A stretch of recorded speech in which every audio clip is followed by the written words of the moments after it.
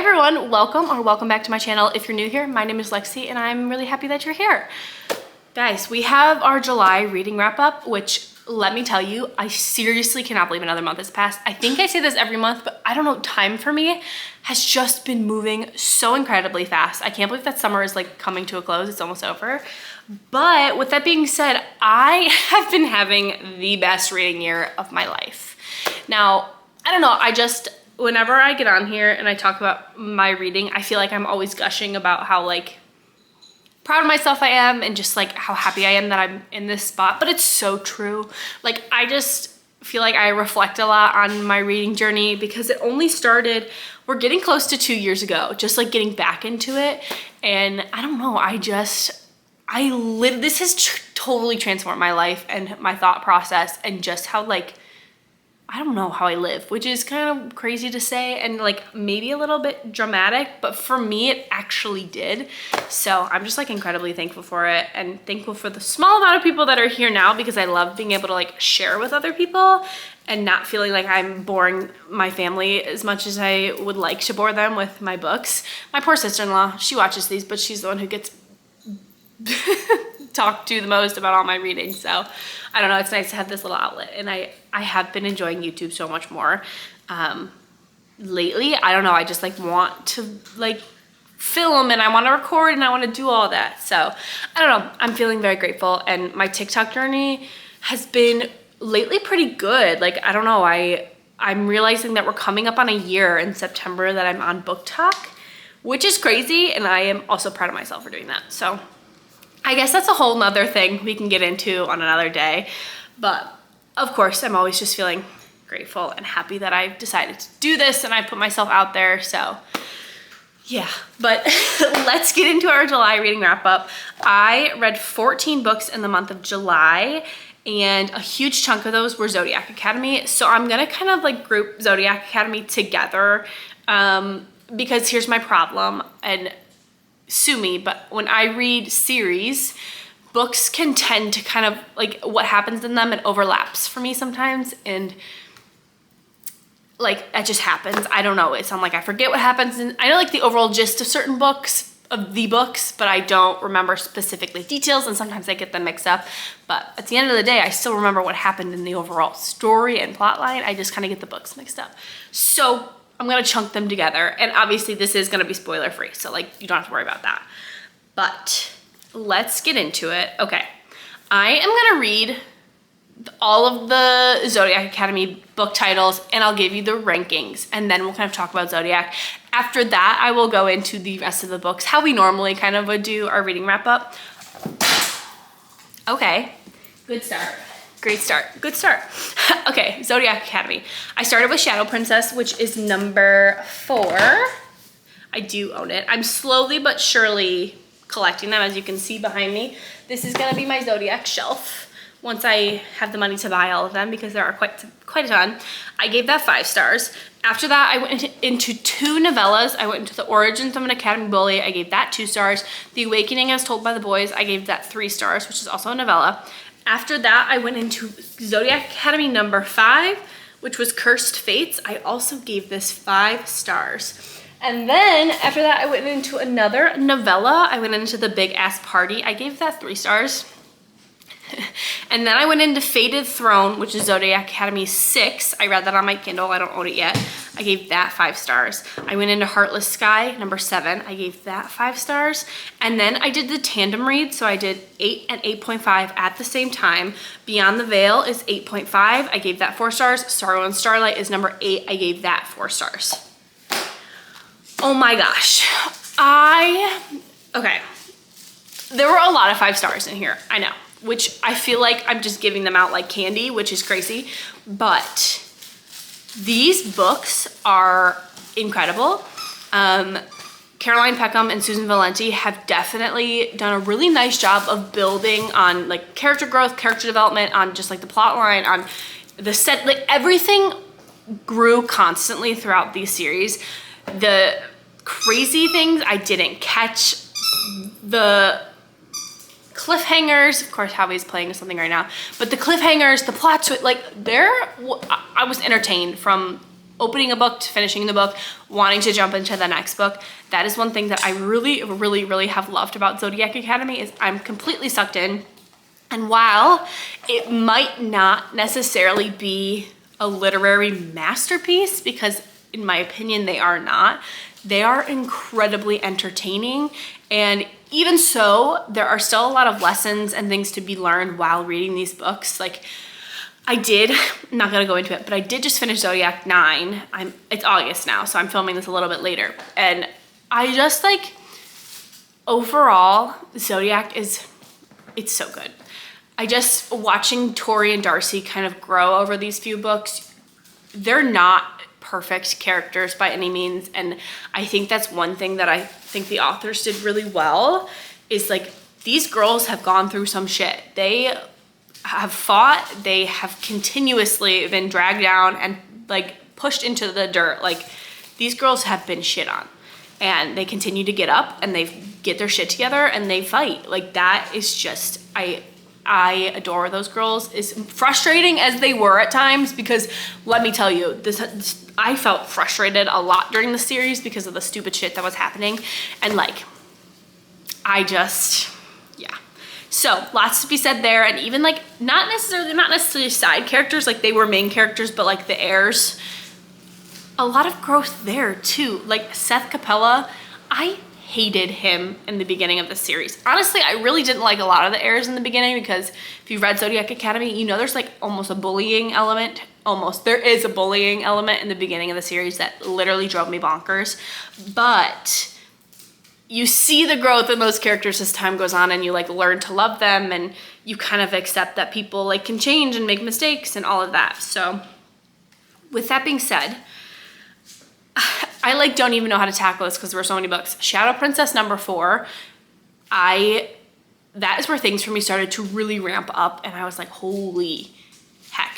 Especially with like the villains in the story, I felt like number 4 was like kind of villain oriented. Like you got to learn more about who the Shadow Princess is, about Lionel, and just kind of like what he's planning.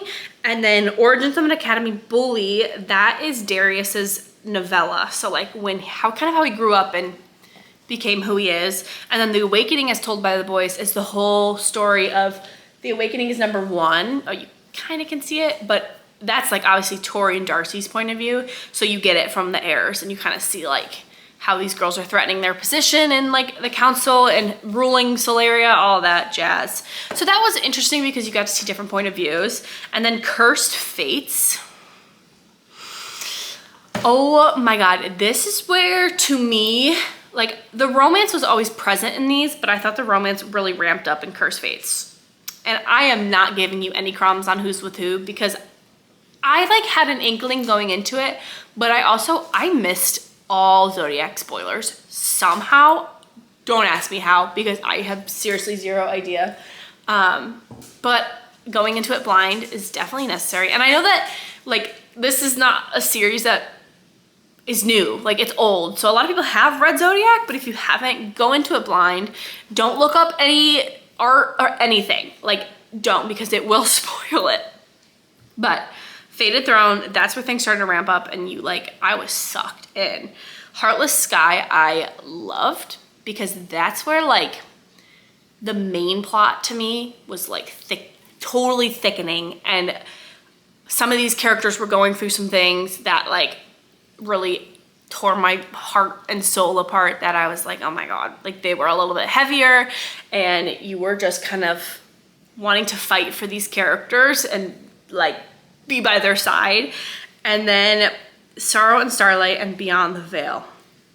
Sorrow and Starlight was heavy, and then Beyond the Veil was just a nice extra addition to it that really you obviously it's tandem, it's happening at the same time, so you get a different point of view in Beyond the Veil that totally for me kind of just like switched up the whole entire story of Zodiac Academy, because you learn things that obviously you didn't know before, which just like changes the whole dynamic of the war and why it's happening, what actually was real and what wasn't real. So Sorrow and Starlight and Beyond the Veil, I feel like were essential to the Zodiac Academy story as a whole. Now, I think that the only thing that I have against Zodiac Academy, not that like I need to have a negative with the series, but there are incredibly long books. And I will say sometimes I felt like some things were not like totally necessary. So like, I don't know, I felt like some things could have been condensed. But even with that being said, like it still was good. So that's kind of my like overview on where I'm at with Zodiac. But yeah, I did finish it. I loved it, the series. I gave a lot of 5 stars out, which is crazy because 5 stars is a feeling for me. It's nothing more than that. Like something could be beautifully written and that makes it a 5 star. Something could just be pure entertainment and then that's also a 5 star for me. So that's how I come up with my 5 stars and whatnot. After Sorrow and Starlight, I knew I needed a break. I was also going on vacation, so like I didn't want to be reading Zodiac 9 on vacation. That's when I went to, I think I had a little bit of time between when I left to go to South Dakota and then like being home and then when I left. I don't know so that's when I finally picked up, let me make sure this is right. Yes, Every Summer After by Carley Fortune. This was my first Carley Fortune ever. And I did really like this. I gave this 4 stars. Now I'm a sucker for second chance romance. So I think that like that really did it for me. I will say the one thing I would love to pick apart about this book, I hated the main issue. I don't want to spoil it, so I'm not going to. The main issue with one of the brothers, I hated that happened. And I get it, but I hated it. I was like, oh, it just kind of like, I don't know, it just didn't really do it for me there. But I thought that this was good. I thought that it was cute. It was a really quick, easy read. I think I read this in a night. So I liked it. And then I did try and watch the TV series. I did not really like the first episode. I felt like things were kind of different, which I know you have to do in an adaptation, but I don't know if I'm gonna continue because I don't know if I really enjoyed the changes that were happening. So yeah. After that, I read on my Kindle on the plane to South Dakota. Crossroads, I'll put that right here, by Devney Perry. Devney Perry is the same author who wrote Shield of Sparrows and Rites of Starling. So I wanted to give one of her romances a shot. This was like a 2.5 to 3 star for me. I thought that it was nothing revolutionary. It was a feel-good ranch style romance, not necessarily cowboy. I guess cowboy, he's a rancher, I don't know. But it was like rancher meets city girl and she's like bought his ranch and I don't know. It didn't really do it for me. It was really quick. I think it was less than 200 pages. So like things just like went fast. So I feel like sometimes when romances are that short, it can be hard to like capture their romantic connection. And I did feel like that with this. So it was fine. If you want a quick read, it might be worth it, but that's kind of where I'm at with that. And then after that, I went into an Emily Henry. I read Book Lovers. Look at this, first of all. I got this as like the Valentine's Day edition, which yeah, I've had this since Valentine's Day and I have not read it yet, but I gave this 4 stars. I love this. I thought that this was, oh my gosh, now I remember what I loved about this. I loved the banter and the chemistry between these characters. I thought that this was, from all the Emily Henrys I've read, which is only Book Lovers, Beach Read, and Funny Story, this is my favorite so far. I thought the chemistry was top tier. Like above anything she's written that I've read so far, this to me was the best chemistry. Their banter was so good. And I think the one thing I really liked about this is they're like true New Yorkers. I feel in a lot of the romances I've read, it's like big city people come to small town and then they fall in love with small town and stay in small town. These guys were like, oh, we need a break from the big city for certain reasons. And like one of them is from a small city and they're there, but they're both like, no, like we want New York, we want the gross streets, we want the busy kind of hectic lifestyle, which I guess personally, I have never really read anything like that. So I think that was just like kind of refreshing for me to read. So I really liked that about it. And this just like was a feel good. I thought that it was from start to finish, just done really, really well. Like in comparison to Crossroads, which I don't, whatever. I just thought that in this short book, she really just captured it from point A to the point B, start to finish. It was really, really good. So I enjoyed that. And then after that, I read In Stormy Weather by Chelsea Curto. I love Chelsea Curto. I really liked the DC Stars series, which is a hockey romance series. So when I heard she was coming out with something new, I was like really excited. This is kind of obviously like they're both meteorologists and they've always kind of been up against each other for forever. And he's the kind of the one that falls first sort of thing. And he's always had a crush on her so far, whatever. And they end up back in the same town and as adults, blah, blah, blah. So I thought this was really cute. I gave this a 3.5 stars because I did feel like, again, to me, it wasn't anything like revolutionary. And I did think that the main character in this book was very much comparable to the main character in Face Off, the male main characters. So I felt like Maverick and Sebastian, Maverick is Face Off, Sebastian is In Stormy Weather, were so similar to me. I was like, oh my God. I feel like Sebastian was just like a little bit of a diluted version of Maverick. So I don't know. That's not like a bad thing. I just couldn't get Maverick out of my head for some reason. So I did really like it. I thought it was different with like the weather in it, but one thing that Chelsea Curto does really, really well is she's really great about writing about women in male fields and like how kind of hard it is sometimes to navigate that. So she's always done a really good job of that. And there is that in this book.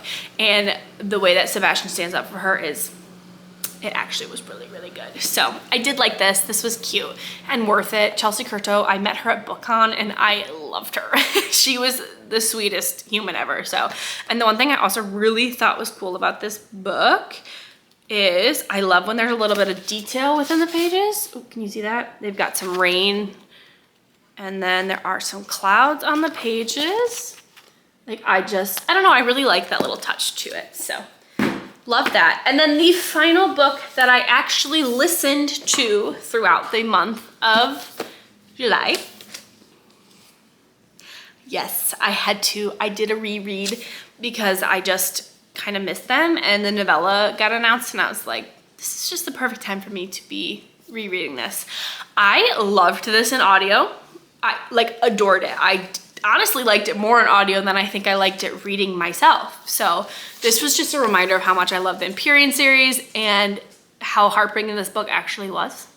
So I hope we get the fourth book within the beginning of the next year, which I don't think is possible because she's still writing it. So I think it's going to be end of next year, which is really sad because we've been already, it's been what, 2 years? A year and a half since this? A year and a half. So when did this come out? Who knows? Wait, I actually probably can look, but it's been a year and a half or 2 years since this came out. Guys, I gotta know now. I literally went to the, the copyright 2025. Okay, so a year and a half. I went to the midnight release. Why was that so hard? But I loved it. I'm excited for the next one. I'm excited for the novella. I think it's gonna be interesting. So that was everything that I read in July. Now let's talk about my August TBR. I'll make this kind of quick because it doesn't really need to be long. But I, a couple days ago, went through my entire bookshelf and I've decided that I want to read my physical TBR. I want to get through as many books on my shelf within the rest of this year that I can so that I only have a few books on my shelf that I have not read. Like I seriously want to get through all my physical TBR. So I've put myself on a little bit of a book buying ban. The only books that I'm allowed to buy are new releases. Sue me, I want them, the books that I'm excited for. So for example, like it's August now. I really wanted the new Carissa Broadbent book because I personally love Carissa and I really like the Crowns of Nyaxia series. So I let myself buy that. And then like The Night and the Moth, the second one, The Knave and the Moon, I'm gonna buy that too. ACOTAR, I'm actually gonna get ACOTAR on my Kindle because I don't want the hardbacks. So that's a whole story for a different day. I'm really happy. Well, she's been traditionally published for forever, but I have, oh, you can't see it, but I have the regular paperbacks of ACOTAR, and I want my books to match, but I also don't want to have a ton of multiple copies. Like, for example, Crescent City right now, I have the first 2 in paper, and the third is a freaking giant hardback. So it bothers me when my stuff doesn't match. So ACOTAR is just gonna, I'm getting it on my Kindle. I'm gonna be really sad because I'm gonna have to wait a whole nother year for the paperback, even though I know I want the book. So yeah, I'm gonna read that on my ebook when it comes out, or my Kindle as an ebook. Heated. But with that being said, I went through everything, and the last time I counted my bookshelf, I did not count this time. It's been a couple months since I've counted how many books I've had. I think I was around like 230, 250. So I counted my physical TBR, and I had less than 50. I think I had like 48, which, let me tell you, that's pretty good. If I have over 250 books on my shelf by now, and 50 of them are books that I've never read, go me. That is like, that's good. That's 1/5 of my books. So, but I wrote everything down. I put them in this little jar, and I did already pick a few. I picked them on my TikTok, so if you want to see or like the whole thing of me picking and whatnot, you can go to my TikTok. But I picked Servant of Earth, which I already have packed away because I'm leaving in a few. Oh wait, let me go get them. I'm not even gonna lie, I kind of forgot I was doing my August TBR, so that's why I forgot to put these next to me. But like I said, I wrote everything down. I put it in that little jar. I picked a few. You can go on my TikTok and watch that if you want. But the 3 that I picked from my physical TBR for this month are Servant of Earth, which is a romantasy that I just like randomly grabbed the one day because I was doing a little shopping spree. But I've heard mixed reviews on this, so I'm intrigued to see how I like it. I've heard that it's like a knockoff ACOTAR, so that'll be interesting. I'm gonna save this one for last. And then the next one I picked was My Lord's Captive. I keep saying My Lord's Capture. I saw this at, I was just about to say Whole Foods. I saw this at, I don't know what's going on. Why does this always happen to me? I saw this at Barnes & Noble the one day, and I saw that it was signed. So like that kind of drew me in. So I picked it up and I read the back, and it is like a Victorian era romance, which I will most definitely eat up. Definitely, I think this is an indie author. I'm not 100%, so I apologize if she's not. But pick this up. I'm excited for this because I love a Victorian style romance, and I think that this is a little bit of a darker romance too. This also has some fun elements to it. So this is another one. And then the final one, you guys, this was the first book that I picked out of that jar, and I literally was shell-shocked because I couldn't believe that this is, yeah.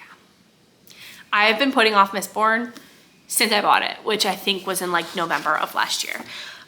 For those of you who don't know, Mistborn is a trilogy, and it is a high fantasy trilogy that comes with a lot of trauma and despair from what I've heard.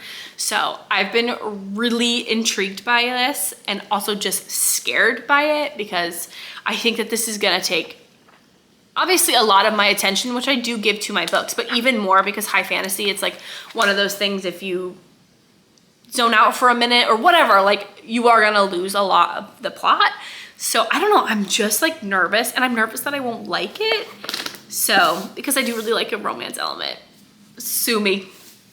But yeah, this was the first one that I pulled out of the jar, and I was like, of course, like we have to start strong. So I'm scared of this, but I've heard it's amazing. And the only other issue, I was like, I'm gonna read this and watch, I'm gonna love it, and then I'm gonna wanna buy the next 2 because they are definitely not on Kindle Unlimited. So I'm like, I'm just screwing myself that I'm gonna have to buy the next 2. So that is my July reading wrap up and my August TBR. Thank you guys for being here, and I will see you guys in the next one. Bye.